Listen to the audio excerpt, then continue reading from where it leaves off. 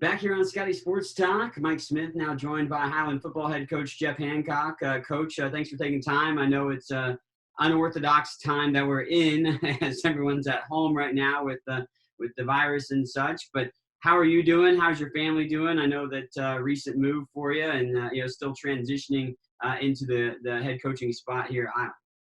Well, I really appreciate you taking the time to do this with all the coaches. It's a heck of an idea to let people know what's going on. And I appreciate the kind words you said about me. I'm happy to be here. My family did just get up here a couple weeks ago. We got moved in amongst everything else that's going on. And we're transitioning as well as can be with everything in place that we've got to adhere to. Yeah, it's a transition nonetheless for you, no matter the situation at hand now, but just in taking over the program. But how has things gone so far since you have taken over the program? I mean, you have your first recruiting class for this next year. You got your coaching staff pretty much solidified with the hires there. But a lot of guys that I've gotten to meet, and I'm looking forward to seeing coach football with you. And how's things like that kind of played out so far for you over the first few months?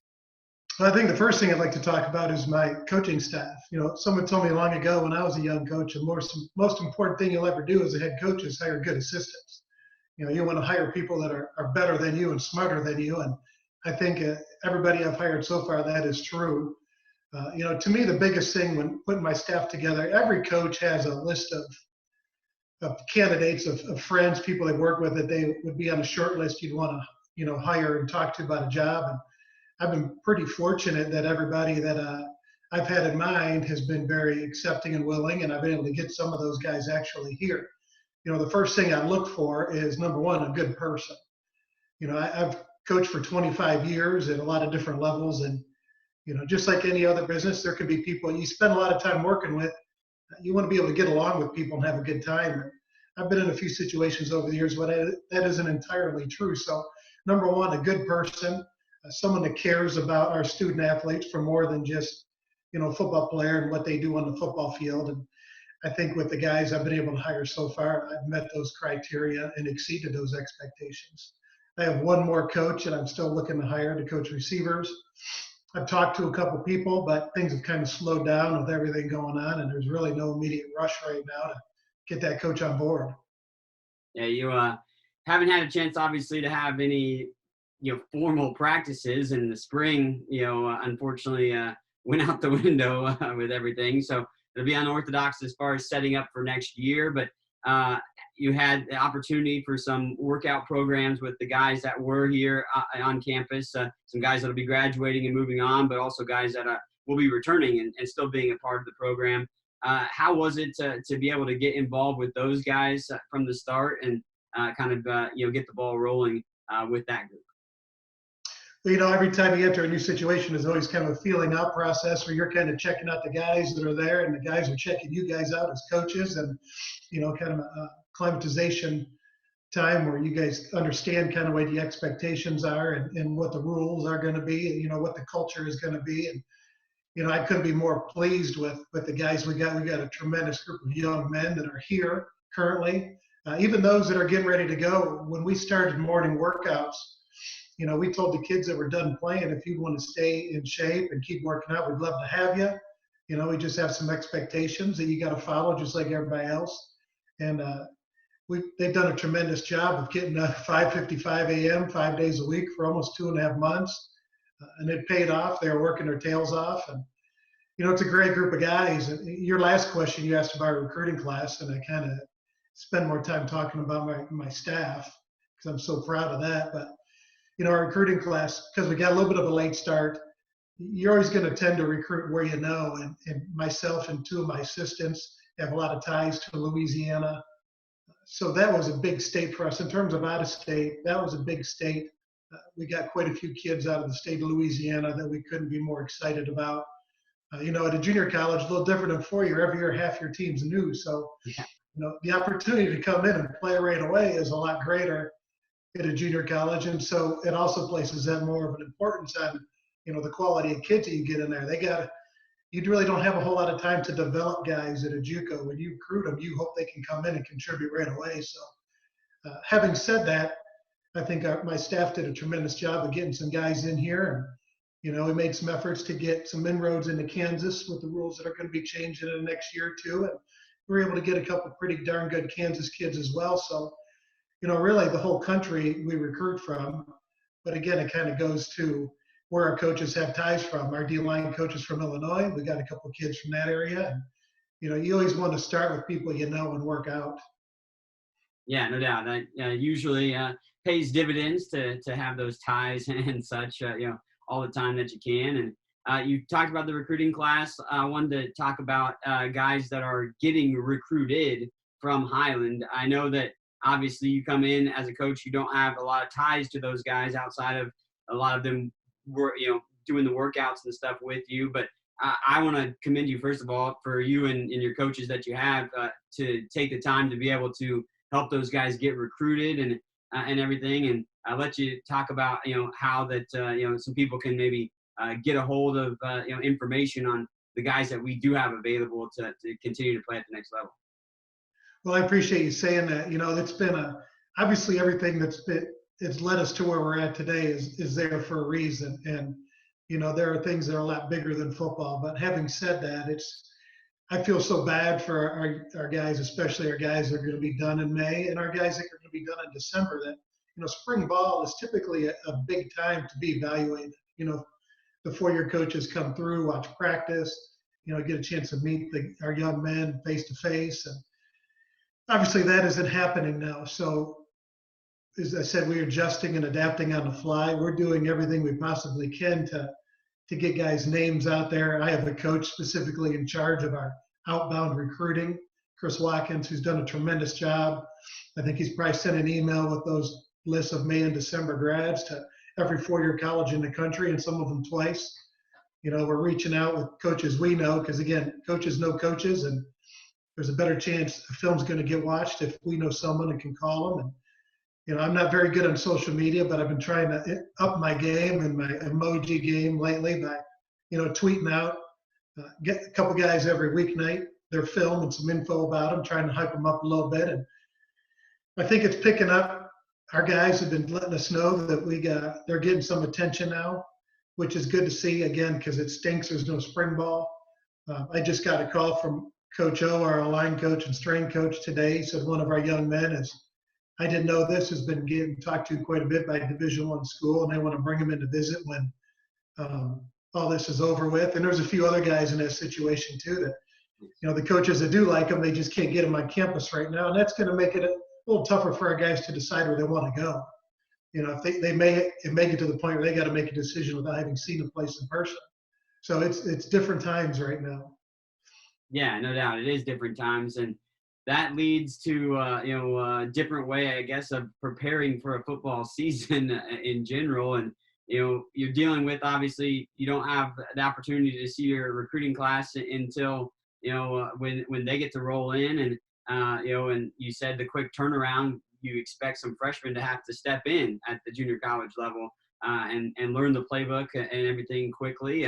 What's some things that you and your staff are working on to kind of help facilitate yourselves to prepare for this season in this uncharted water that we're in at the moment? There's a lot of answers to that question. Obviously, spring ball is going to be a big time for us to get the offense and defense and special teams installed and get the groundwork laid for all those things. And obviously, without having that, one of the positives, I've always taken pride in keeping things as simple as I can offensively. So, I think our offense is pretty easy to learn. So, that'll be one positive. Coach Landau's going to keep things as simple as he can. And again, that goes with junior college. You got guys for 2 years. So yeah, you got to be able to get guys on the field quickly. So the simpler you can keep things for them, the less they got to think when they're out on the field and the quicker they can move. So that's one way. The other way is we've been kind of kicking around some different ideas of how we can get that info out to our guys. But, the caveat to that is you always got to be careful what you get out there because you don't want it to fall into the wrong hands, So that's kind of been a dilemma so far. But we had a chance to kind of go over the offense a couple times with some of our offensive guys before we broke for spring break and all this happened. But really, it's just going to kind of be get them some information throughout this time in the summer. Hopefully we can get them all here in July. Hopefully this is all passed, because that's going to become a really big time for us to do what we can within the rules to get them prepared to get the season started, and keeping things simple. I learned a long time ago the KISS principle: keep it simple, stupid. So I've always tried to That's carry always that. good. Yeah, yeah. That's always a good thing to live by. Yeah, and it just eases the mind. You don't have to worry about it as much if it's as simple as it can be. Right. And the other thing that kind of gives you a little solace, I guess, is that everybody in the country is going through the same thing. So True. it's not like it's just us that are going to be behind the eight ball.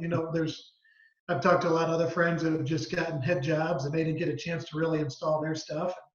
Their offense and defense more complex, so they're really kind of scrambling. But we got smart guys. We got a lot of guys with high football IQ, and I think they're going to pick it up pretty quick.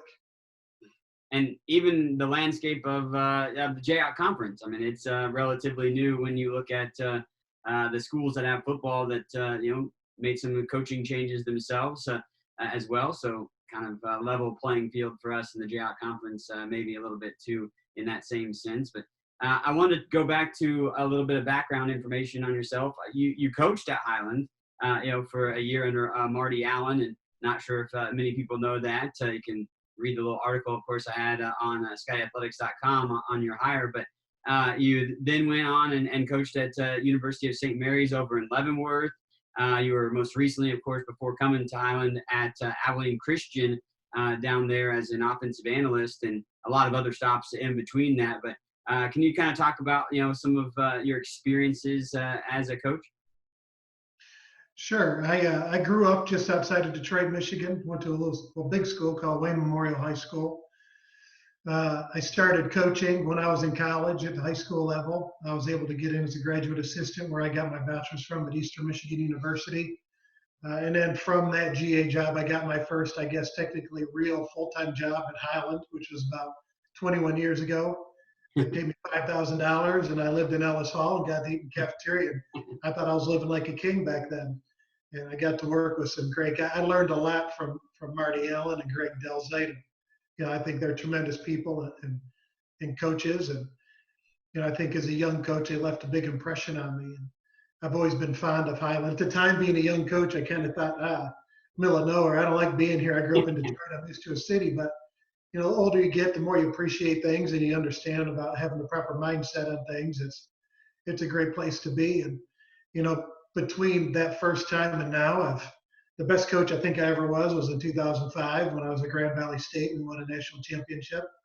I was a tight end coach there. I have spent another tour in Kansas, as you mentioned, at St. Mary as the OC for a while there in Leavenworth. And I've been at Louisiana Tech University and New Mexico Military Junior College. And I spent a year at Lane College, which is an HBCU in Jackson, Tennessee. And I've kind of been all over the country. Nice. It's good to have that experience. I'm sure that's played a factor. You mentioned obviously the ties to Louisiana for help recruiting. Bouncing around like that, you made probably plenty of connections and use it as a recruiting bed and tool, I'm sure, as well. Well, just like, we want to have a connection with a coach there's a lot of coaches that will tell you what you want to hear just to get their kids recruited. And so on that note, knowing a lot of coaches in Louisiana, we know them and they know us. They know what kind of people we are, and they know if they send their kid to us, that we'll take care of them and we'll have their best interests in mind. So it's kind of a two-way street. But Louisiana was a big state for us this year. What are you looking forward to the most once we get out of all of this situation, football-wise? What's one of the first things you want to do once we get back to a little bit of normalness? The biggest thing to me is seeing our guys again. We were with them for a short time, but really 2.5 months. And, we are having some Zoom staff meetings and, we're talking about we can't wait to get back to normal just to see our guys. We miss our guys and, just communicating. Most kids nowadays would rather go through text and phone. So, just communicating with our guys through text and a few phone calls is, you wish they were back here so we could be around. And, obviously being in part of a team, the camaraderie you develop with your other coaches and the players is just, to me, that's the biggest thing. But I don't know, in terms of anything else, I don't know. I guess just not being so concerned every day about everybody being okay. I think you probably know one of our coaches went back home for spring break and ended up getting corona. And I just found out the other day one of my good friends that I coached with in Louisiana a couple years ago just passed from it. And it's a scary thing. And you just hope that everybody, I mean, people complain about it sucking, being stuck at home. But, again, you go back to mindset, which is a big thing for me. You get to be with your family and loved ones, and I spent the first 2.5 months in Kansas while they were still in Texas, and I didn't see them. So, you always got to try to find the positives and everything. But I guess the biggest thing, to get back to your question, is not worrying about everybody being okay and hoping that everything's all right. To me, I think that's the biggest thing. Yeah, no doubt, no doubt. Well, I'm looking forward to football season, Coach, and hopefully back to some normalcy in hopefully sooner before later. And thanks for taking time to chat with me, and looking forward to seeing you down the road. I appreciate that. Thanks for everything you do, Mike. Have a good day. Head coach for the Highland football team, Jeff Hancock, joining us here on the Scottie Sports Network. We'll continue on when we come back.